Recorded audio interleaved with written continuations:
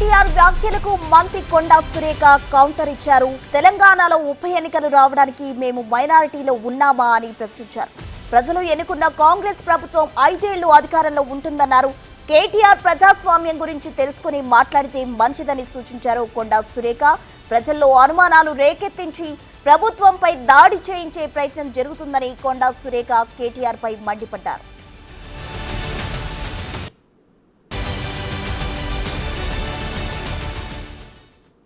మైనారిటీలో ఉన్నామా?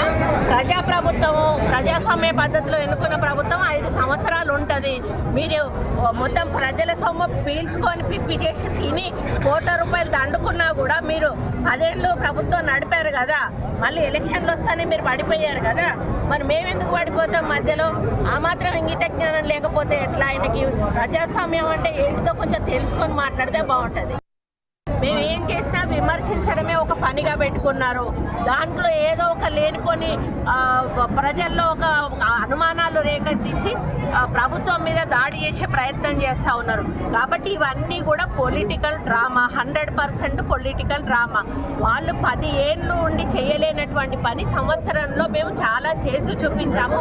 ఇంకో 4 సంవత్సరాల అధికారం మాకున్నది. 4 సంవత్సరాల కాలంలో మేము ఇందులో ఇంకా చెప్పనివి కూడా చేస్తాం ఉన్నాము, అన్నీ చేస్తాం.